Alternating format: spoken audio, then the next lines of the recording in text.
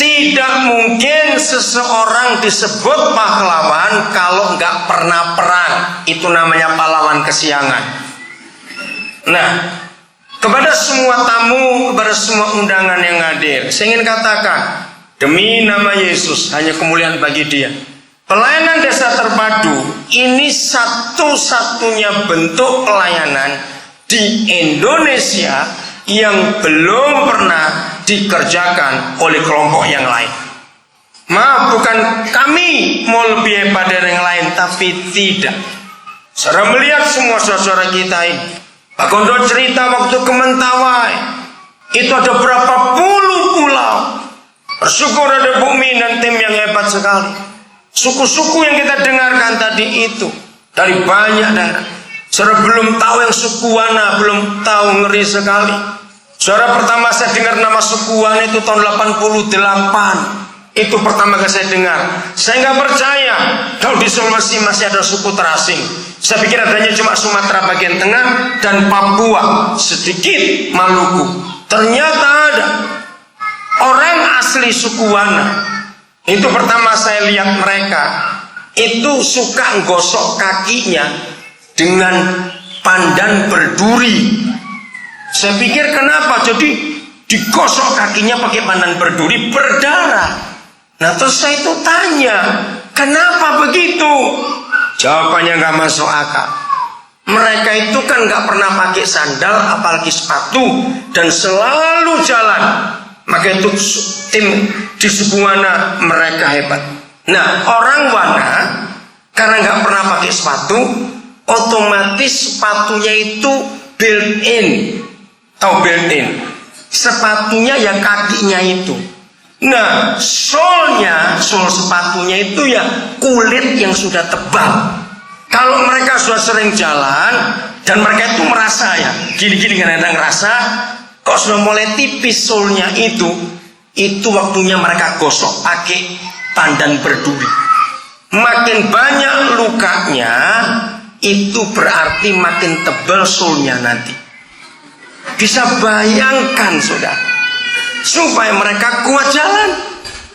Pak Yusuf Kala sejarahnya tercatat pernah berusaha untuk masuk ke sana, tapi orang Wana menolak sebab mereka makan babi. Maka itu Injil bisa mampu ke sana. Tepuk tangan buat saudara kita suku Wana itu yang hebat sekali dalam pelayanan mereka. Nah, maka itu saya ulangi lagi, belum pernah ada di Indonesia sebuah pelayanan seperti pesat yang betul-betul harus di desa, bukan di kota. Masuk sampai ke pedalaman. Puji Tuhan untuk kepercayaan Tuhan itu. Bersyukur ada Tukal, Tunas Kalimantan, di Kalimantan Selatan, di Banjarbaru. Maka itu saudara, kalau kita disebut pahlawan, berarti kita pernah perang. Nah hari ini kita tidak belajar tentang perang dengan roh-roh itu, merebut jiwa-jiwa, enggak. Sudah banyak bagian itu. Tapi yang kita mau pelajari, saudara harus tahu, peperangan terbesar itu terhadap diri kita sendiri. Betul tidak? Terhadap diri kita sendiri itu peperangan terbesar. Nah hari ini kita mau lihat, hanya ada 3 musuh utama dalam hidup kita. Dan saya ingin setiap kita yang dikatakan bergeraklah hai pahlawan, lakukan penuaian. Sebelum hari Selasa nanti kita kembali ke tempat kita masing-masing. Hari ini kita harus selesaikan dulu. Kita nggak akan bisa melakukan penuaian, kita nggak akan bergerak kalau 3 hal ini masih belum kita taklukkan dalam diri kita sendiri. Nomor 1, khawatir akan masa depan. Saudara, saya mau ingatkan, untuk besok acaranya Pak Pendeta Simpson, semua yang ngelajang harus ikut. Pak Simpson memberi batas usia maksimum 70 tahun. Wah, itu luar biasa. Kalau saya 75, nggak usah ikut, tunggu saja. Loh bener, Akhirnya saya tanya Pak Simpson, kenapa sampai 70 umur yang dipatasi? Ya terang aja Pak Daniel, masa 70 lebih meminta cari jodoh. Bagus sekali, saya belum pernah ketemu pelayanan model Pak Simpson. Bersyukur di Indonesia ada Pak Simpson. Oh, Pak Simpson nggak ada di sini, dia masih ke sore. Oh, sudah enggak? Pak Simpson mana? Oh, tepuk tangan buat Pak Simpson. Luar biasa itu. Jadi besok sore yang lajang harus ikut semua. Pokoknya maksimal 70 tahun. Yang lebih itu tunggu di kamar saja lah sudah. Nah, kenapa saya mau ngomong ini? Karena takut masa depan itu musuh utama dalam panggilan Tuhan, saudara. Iblis paling gampang mengganggu saudara tentang masa depan. Renungkan ini. Saya banyak keliling. Nah, saya mengetahui itu. Nah, masih nomor satu, ini yang sudah menikah sekarang. Saudara, engkau sangat jahat kalau sampai saudara berkata anak-anak itu bebanmu. Awas ngomong begitu. Betul tidak? Anak-anak yang Tuhan beri tidak ada yang merupakan beban. Itu anugerah. Tuhan bukan bodoh memberi anak tapi enggak bertanggung jawab. Enggak akan begitu. Maka itu bagi saudara yang sudah punya anak, jangan pernah takut untuk membiayai mereka. Tuhan yang punya mereka, yang bertanggung jawab atas mereka. Di Indonesia akhir-akhir ini saudara sering dengar berita, ditayangkan terus di TV, anaknya 25, 18, 17, ngikuti enggak itu? Dan hebat-hebat. Dan yang menyedihkan, mereka itu bukan Kristen yang ditayangkan. Masa kita yang punya pengharapan kalah dengan mereka? Betul? Menghina sekali kamu kalau saudara berkata anak itu masalah dan beban. Bertobat.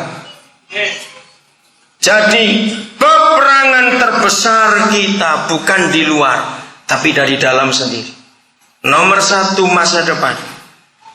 Jangan pernah pergi berperang kalau saudara takut akan masa depan. Nanti di kamar masing-masing baca Ulangan pasal 20. Di situ ada daftar siapa yang tidak bisa maju perang dan siapa bisa maju perang. Itu Ulangan 20. Nanti baca di kamar, jangan di sini. Salah satunya adalah yang penakut. Jangan maju perang.